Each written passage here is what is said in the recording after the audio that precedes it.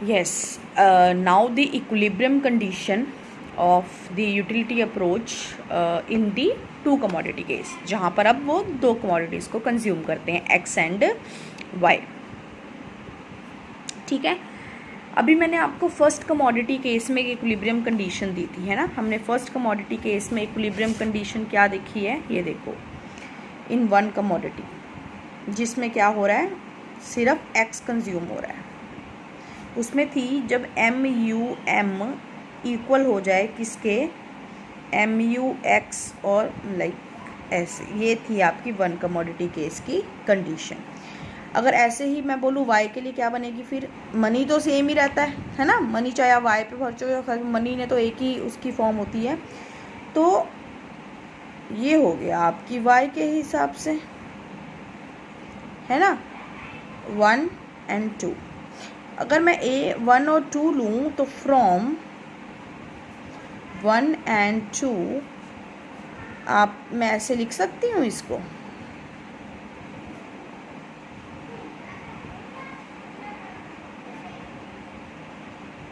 This, क्योंकि ये भी इसके इक्वल है, ये भी इसके इक्वल है, तो अल्टीमेटली ये ऐसे लिख सकती हूँ, यस। तो ये आपकी इक्विलिब्रियम कंडीशन है अंडर टू कमोडिटी केस। अभी तो इसे मैं लिखवाया, अब इसका मतलब क्या हो गया, इसका मतलब अगर मैं बोलूँ तो ये हुआ कि इन दी टू कमोडिटी केस जो इक्विलिब्रियम है वो कहाँ अटेन करेगा, जहाँ पर कंज्यूमर को जो यूटिलिटी मिलनी है, मनी तो वही रहना, मनी के इक्वल तो आए डेफिनेटली, पर जो यूटिलिटी मिलनी है ना, वो यूटिलिटी उनको क्या हो कि गुड एक्स से जो मिल रही है वही सेम किससे मिले, गुड वाई से। मतलब अगर सपोज मेरे पास 5000 रुपीज़ हैं तो वो 5000 रुपीज़ चाहे मैं एक्स पे खर्चूँ चाहे मैं वाई पे खर्चूँ, मुझे यूटिलिटी मिलना है ना, दैट इज़ रिमेन सेम। मतलब मेरे लिए दो गुड्स में कोई फ़र्क ही ना रहे, उनसे मिले सेटिस्फेक्शन के टर्म्स में। वैसे फ़र्क होगा कि सपोज़ एक है बैग और एक है शू, जैसे गुड्स में फ़र्क है, बट जो मैं स्पेंडिंग करने जा रही हूँ, मुझे जो सेटिस्फेक्शन दोनों गुड से मिल रहा है ना, यूटिलिटी जो दोनों गुड से मिल रही है ना, उनमें मेरे लिए कोई फ़र्क ना हो, तब वो इक्विलिब्रियम कहाँ होगा, अटेन होगा। ठीक है, सो अब इसको हम टेबल की फॉर्म में देखेंगे। ये आपकी है टू कमोडिटी केस की इक्विलिब्रियम कंडीशन। अब बात यहाँ पर है, आउटपुट लेते हैं हम, ठीक है, यूनिट्स लेते हैं, यूनिट्स ऑफ कमोडिटी, ठीक है,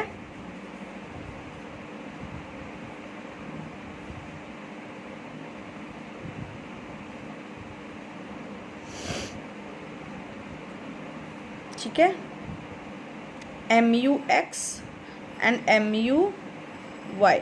इसमें बच्चे यूनिट्स ऑफ कमोडिटी का कोई एज सच रोल प्ले नहीं होगा, क्योंकि ये कमोडिटी आप किसकी लिखोगे, है ना, एक्स की लिखोगे कि वाई की लिखोगे, क्योंकि हमारे पास हम एक्स भी है और वाई भी है। तो अभी आपको पता लगेगा कि हमने इसको किस वे से करना है। ठीक है, अब हमने देखो, हम ये खुद भी बना सकते हैं, ठीक है, बस ये ध्यान रखना है कि जो यूटिलिटीज़ है ना दोनों की डिक्लाइन बने, और एक सिचुएशन ऐसी है जहाँ पर ये दोनों इक्वल हों। ठीक है, डिक्लाइन डिक्रीजिंग बनानी है, कुछ भी कर सकते हैं आप इसमें। ठीक है, इक्वल देखो मैंने दिखाया है यहाँ पर, और हम यहाँ पे अजम्पशन ये मान के चल रहे हैं कि गुड 1 और गुड वाई दोनों का ही प्राइस कितना है, 1 रुपीज़। हम इसको 1 रुपीज़ मानकर चल रहे हैं। ठीक है, 1 रुपीज़ पर यूनिट। अब आपने क्या चीज़ देखनी है, अब आपने इन यूनिट्स को अभी नहीं देखना, आपने ये देखना है, अभी हम इसको कन्वर्ट भी नहीं कर रहे हैं, है ना, क्योंकि हमें यूटाइल्स से हमें इन दोनों को कंपेयर करना है। इन दोनों को हमने मनी से कंपेयर करने की कोई ज़रूरत नहीं है, क्योंकि मनी हमने ऑलरेडी 1 ले लिया है, और 1 के साथ तो इक्वल हो ही जाता है कुछ भी, है ना। तो इन दोनों को हमने कंपेयर करना है। ठीक है, अब देखो, हम फर्स्ट रुपीज़ की बात करेंगे, फर्स्ट। अब देखो, जब तक तो जिससे मुझे ज़्यादा सेटिस्फेक्शन मिलता जाएगा मैं उसकी तरफ मूव करती रहूँगी। ठीक है, अब फर्स्ट रुपीज़ मैं कहाँ स्पेंड करूँगी, वाई पे, ऑब्वियसली। क्यों, क्योंकि वाई मुझे ज़्यादा सेटिस्फेक्शन दे रहा है। ठीक है, फर्स्ट किस पे जाएगा, वाई पे, से फर्स्ट रुपी। सेकेंड रुपी किस पे जाएगा, अगेन वाई पे। क्यों, क्योंकि अगेन वाई ज़्यादा दे रहा है। थर्ड रुपीज़ किस पे जाएगा, अब आप बोलोगे मैम इधर, नो, क्योंकि हमने चाहे वेदर एक्स और वाई, हमने इनके प्लेसेस नहीं देखने, हमने देखना है जब तक जो ज़्यादा दे रहा है। फर्स्ट इस पे गया, सेकंड इस पे गया, थर्ड इस पे जाएगा। क्यों, क्योंकि ये ज़्यादा दे रहा है। फोर्थ इस पे जाएगा, क्योंकि अभी ये ज़्यादा दे रहा है। फिफ्थ रुपीज़ और सिक्स्थ रुपीज़ में टाई हो जाएगा। क्यों, क्योंकि फिफ्थ और सिक्स्थ रुपीज़ स्पेंड करें, किस पे भी करें, सेटिस्फैक्शन 15 और 15 का ही मिलना है। तो ये आपकी इक्विलिब्रियम की कंडीशन हो। इसमें आपने यूनिट्स वाइज नहीं देखना, इसमें ये देखना है कि जो आपको ज़्यादा सेटिस्फैक्शन प्रोवाइड कर रहा है, राइट। फर्स्ट रुपीज़ ऑब्वियसली जो आपको ज़्यादा दे रहा है, 30 दे रहा है, वहाँ पे स्पेंड करोगे। सेकंड 26 पे, ठीक है, अगेन वाई पे। थर्ड एक्स पे, फोर्थ अगेन एक्स पे। फिफ्थ और सिक्स्थ रुपी में आप लोगों को इक्विलिब्रियम कंडीशन अचीव होगी। तो इक्विलिब्रियम इज एट यूनिट 3, जहाँ utilities from good X and utility from good Y becomes equal. ठीक है, so this is your equilibrium. अब देखो आपको मैंने आपको कंडीशन दी थी, हम इसको प्रूव भी कर लेते हैं। M U X upon P X is equals to M U Y upon P Y is equals to M U M. अब मुझे पता है ये तो 1 है, इसको 1 लिख देंगे। एम यू एक्स कितना है इक्विलिब्रियम कंडीशन पे, 15 upon 1 is equals to 15 upon 1। देखो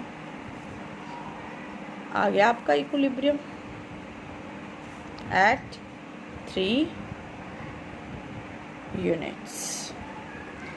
अब इसका डायग्राम देखो, मुझे आपको पता है ये हम ऐसे बना लेते हैं। देखो M U X downward sloping बनना है, इसने भी कैसे बनना है, डाउनवर्ड स्लोपिंग। हम ये वाई की तरफ बना लेते हैं, ये एक्स की तरफ से बना लेते हैं।